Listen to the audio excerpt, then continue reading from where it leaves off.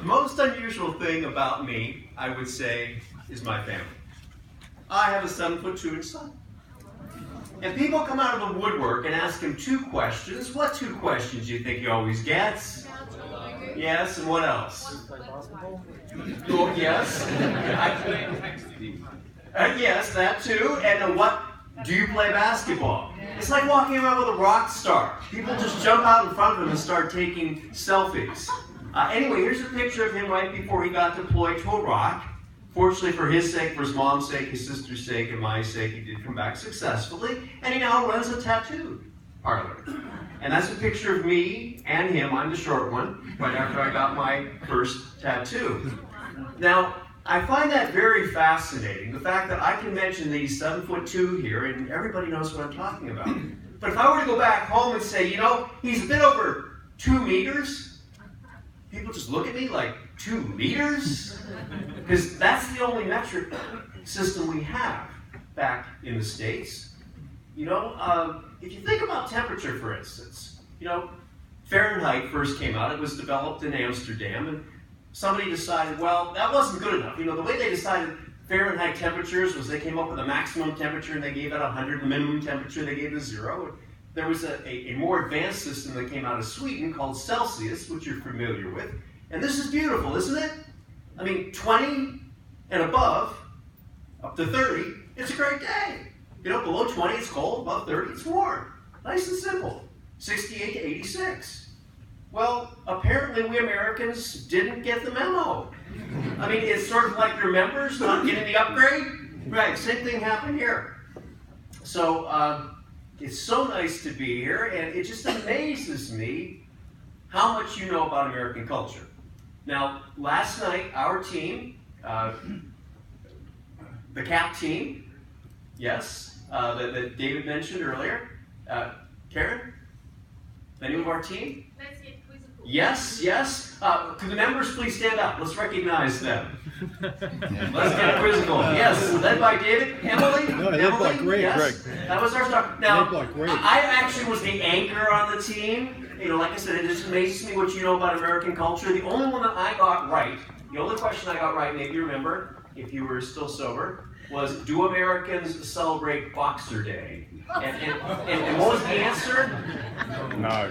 Yeah, you know, this is the only thing I don't understand about you Australians. You have a day to honor underwear? You know, briefs, Fox? Okay, all right. Well, anyway, as I was walking around this last week, I took some pictures to send back home to see if they could figure out how to translate Australian into American. And they did very, very poorly. So I was hoping that you could help me out, okay? I'm going to show you some of the sites around here and see if you can interpret this and put it into American so I can take it back home. First of all, this sign that's downstairs. How would you say that in American? Elevator. Yeah, elevator to?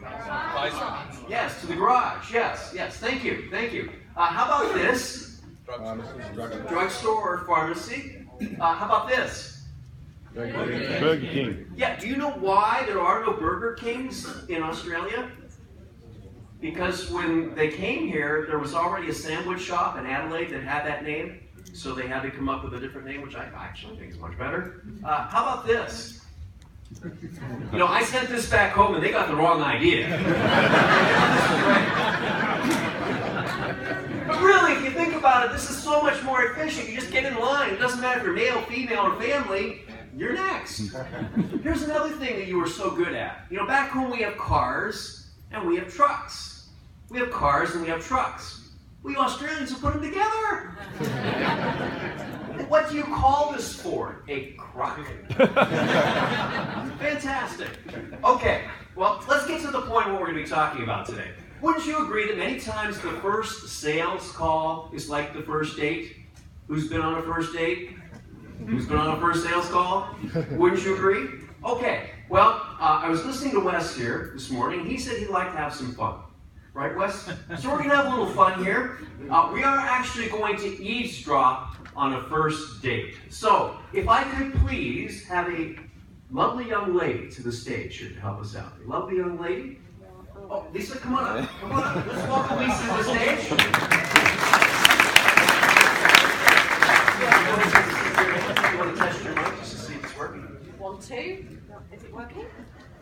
Yes. Got it? Okay, thank you. Okay, and if we could have a handsome young gentleman. Can I pick?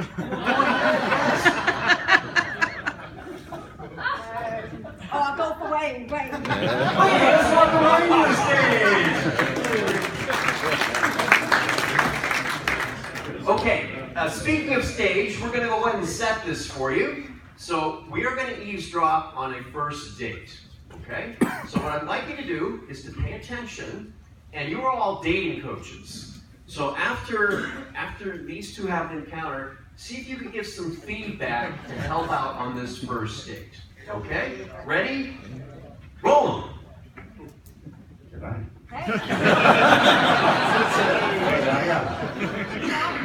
Let me show you one thing. I'll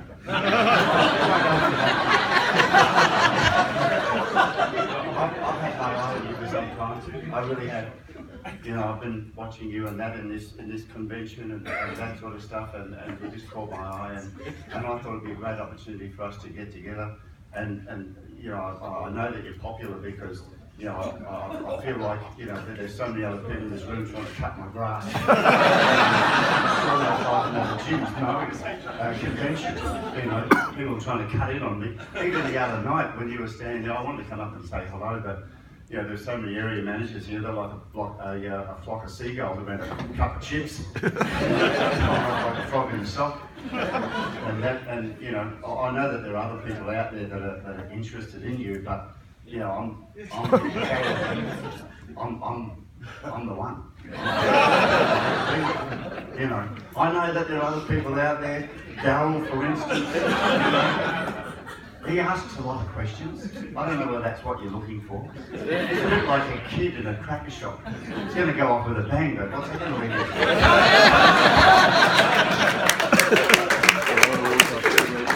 Okay, dating coaches, let's give them some feedback.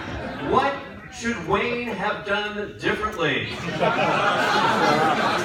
Take one time. What's that? Did he ask a name?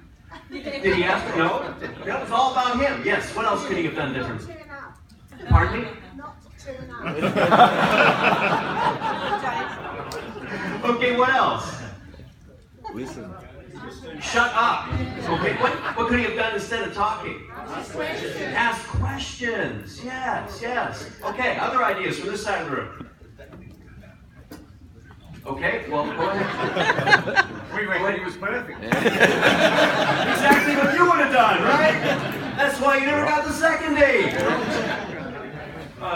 Okay, let's do take two, Wayne.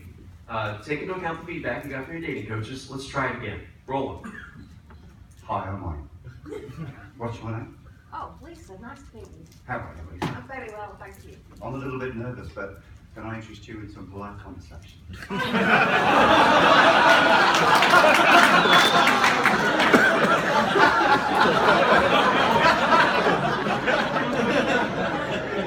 So, it's not about me, it's about you. Tell me about yourself. What do you like to do? How do you spend your time? I love to travel. Are you kidding? So do I. Really? Yeah. Who do you book through? Always selling!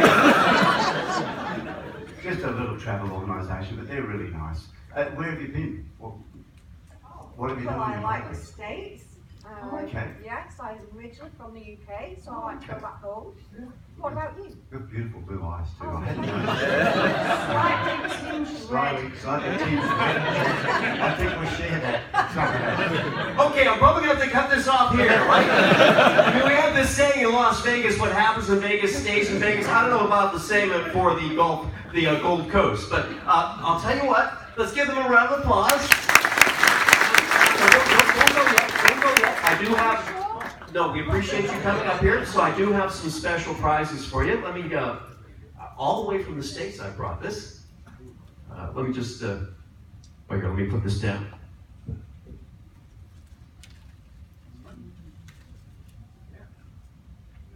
A fresh, crisp $1 million bill. And there you go. Okay, another round of applause for... Now, don't worry. Don't worry. The $2 million, that's coming out of David's budget because he did lose the trivia contest. So it's all fine. Okay, so what did we learn from that encounter that we could apply on a first sales call? Well, what we find is that many salespeople on a first sales call, and of course nobody in this room, what do? They talk about the history of their company. They talk about the features and benefits of their products and services. Or, as Jeff told us yesterday, they talk about time and labor versus benefits to their customers, the members do. Well, what happens here is, once again, they don't care. They don't care. I would like to suggest to you that everybody listens to their own favorite radio station. Everybody listens to the same station, as a matter of fact. And to prove my point, I'm going to go off on a limb here and take a quick survey. This is scary because this is live TV. David, your favorite station is what? Well, I've actually seen the next slide, so I'm not sure I can say anything. Okay. All right, Jason. Nova. Nova. Okay, I'm sorry, from the States. What do they play? Just general rock and pop music. Okay, and that's your favorite, Brad? I'm in the same boat as David, if you recall. Help me out, Greg. I listen to ABC Classic FM. Oh, and what do they play? Classical music. Not classical rock, but classical. Oh my. Lisa? I listen to Buddha Radio. What is that? They play chill out tunes, just gentle, gentle rock. All right, I may as well quick one behind, but Dale, help me out here. CFM. And what's that? 80s and 90s. 80s and 90s. Music. You know, my wife and I had this conversation recently. 30 years from now, we're going to be the oldies. You ever thought about that? Okay, I said everybody listens to the same station. Did they prove me wrong? Yeah. You know what its call letters are? WIIFM. WIIFM. What's that stand for? What's in it for me? Say it again. What's in it for me? Excellent, excellent. What does it mean? Everybody has their own favorite station that's playing in their heads. They look at every situation and see how it's going to benefit them. If it does, they pay attention. If not, they tune it out. The interesting thing is everybody else, our coworkers, our members, their customers work exactly the same way. The other day I was riding along with my 7'2" son, and I started to say something I swore I would never ever say when I was your age. And I could just see Stephen's eyes roll the back of his head because he doesn't care about the old man's good old days. Stephen, when I was your age, you could buy a new car for $5,000. That's great, Dad, but you never bought one for me. I know that if I want to bond with my son, I got to talk about what? What interests him, which happens to be video games. Now, I don't know about you, but I'm still stuck on Pong from the 70s. So it's been a challenge to brush up Nintendo, Xbox, Game Boy, GameCube, Kinect, Wii. And last week he was playing a video game with a guitar. You ever seen this? Guitar Hero? Yes. Yes. But if I want to bond with him, I got to talk about what interests him, not what interests me. But who gets sales that say something like this? We've been in Australia since 1905. The company was started by my great-grandfather. We have 10,000 installations, 15,000 satisfied clients. So what? Who cares? What's in it for me? Right? Or I used to work. I would get emails that would say something like this. I'm so-and-so. I'm in charge of such and such. Our objective is this and that. So what? Who cares? What's in it for me? In fact, who's going to have to write an email when you go back to the office next week? Kind of a stupid question, right? You know how many emails are sent and received worldwide each day? 115 per user. You want to judge the effectiveness of that email? Count the number of pronouns. Number of I's versus the number of U's. The more U's you have, and they're the what's in it for you to do it this way, the more effective you're going to be. In fact, back home, Zig Ziglar said, you can get anything you want in this life if you show up with the people how to get what they want. Now, what I'd like to do at this point is to recognize Jocelyn. Jocelyn, if you could kindly stand up for a second. Yeah, stand up. The reason for this is, I don't know if you've seen, hopefully you have, the materials coming out of the marketing department. These are brilliant! Because not only do they talk about the features and benefits, there's a column there that says, this is what's in it for you. WIIFM. I can't believe every organization doesn't do that, but Jocelyn and her team does, so give her a round of applause. fantastic. Yeah, Brad sent those to me. They're just absolutely great.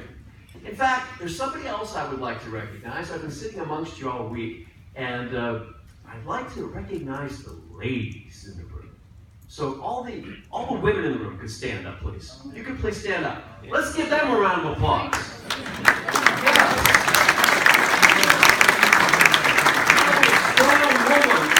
Swimming in this sea of testosterone. Would you agree? So what I'd like to do is to give you women some equal billing. It's always about us men, right? So I'd like to share with you some insights from some very important women. But before I do, I would like to tie into something that Roger said yesterday that relates to WIIFM. He said, let me show you one thing. Remember that? Isn't that brilliant advice?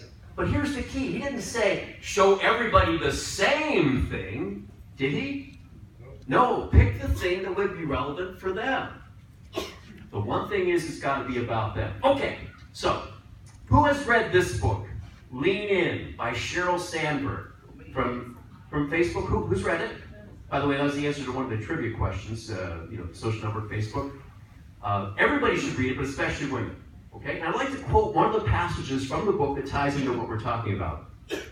Sheryl says, about a month after I joined Facebook, I got a call from Lori Golar, a highly regarded senior director of marketing at eBay. I knew Lori a bit socially, but she made it clear this was a business call and cut right to the chase. Now, for the senior leaders who were in the training earlier this week, this would have been an administrator, right? Yes. Lori said, I want to apply to work with you at Facebook. So I thought about calling you and telling you all the things I'm good at and all the things I'd like to do. Then I figured everyone else was doing that. So instead I want to ask you, what is your biggest problem and how can I solve it? What is your biggest problem and how can I solve it? Could you imagine if you went to each member and asked them this question? What is your biggest problem and how can I solve it? Sheryl said, my jaw hit the floor. I had hired thousands of people over the previous decade and no one had ever said anything remotely like that. Lori put Facebook's needs front and center. Not Capricorn's needs, but the needs of the member. It was a killer approach. WIIFM always is. Anybody know who this lady was? Did you know that Jackie Onassis had the ability to make men all over the world fall in love with her? And one day a reporter asked her, Jackie, how do you do it? She said two things. Number one, when I'm talking to a good-looking guy like Wayne, I hang on his eyes. I hang on his eyes. And secondly, when he's done talking, I say, tell me more. Tell me more. Wow, this guy's their egos. Well, nobody's ever asked about kumquat widgets before. Let me tell you. Okay, now maybe you don't want men all over the world to fall in love with you, but I thought this was great advice. Now, back in the States, I don't know if anybody knows this lady, remembers who she was. Anybody know? Looks like Dolly Parton. Actually, this is Mary Kay Ash. Mary Kay Ash Cosmetics. You know what she said the secret to her business success was? She believed that everybody she encountered had an invisible sign on their forehead that said, make me feel important. Make me feel important. That's what she did. I mean, if you think about it, that was her whole business model. Because back in the States, her agents would drive around in pink Cadillacs, and of course they were making their customers more important by making them more beautiful. Okay, I doubt if anybody knows who this is. This particular gentleman is Harvey McKay. He wrote the book Swim with the Sharks. And we mentioned on Tuesday that opposites attract. I mean, who has a spouse, a partner, a significant other who's the exact opposite of you? Yes, me too, me too. So anyway, Harvey is a public speaker. So he's very outgoing. He's what we call an associator. His wife, Carol, is not. But at the end of a social gathering that they were at, one of the members came up and said, you know, Harvey, your wife, Carol, is a brilliant conversationalist. My wife, Carol, is a brilliant conversationalist? Oh, this is going to make for an interesting ride home.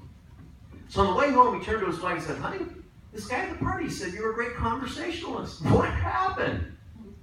She said, well, you know how I like to collect Tiffany lamps, right? Her husband said, yes. Well, I met this guy who's a professional Tiffany lamp collector. I asked him 2 questions. He talked for 45 minutes. That's what he thought I was a great conversationalist. Now, the story isn't all that interesting until you realize who the Tiffany lamp collector was. All right, this was a while ago, okay? What do you think O.J. Simpson likes to talk about? Football himself? Well, here was a lady who didn't have a clue as to who he was, and he could talk about his real passion, which happened to be Tiffany lamp collecting. Who knew? Okay. All right, so let's bring this closer to home. Can you relate to this scenario? You say, I have told the prospective member about the advantages of being affiliated with Capricorn. Or, I've told the member about switching to a Capricorn preferred supplier. Why won't they buy? Who's felt this problem before? Yeah. Well, you're not alone. 58% of leads in the sales pipeline end in a stalled decision or no decision at all. Because your biggest competitor is not your competitor. You know what your biggest competition is? Inertia. Inertia. What's inertia? What's that? Yes, exactly. You have all the answers, Emily. Yes, the inertia of an object is the tendency of the object to remain at rest or if moving in continuous motion. That's your biggest competition in most cases.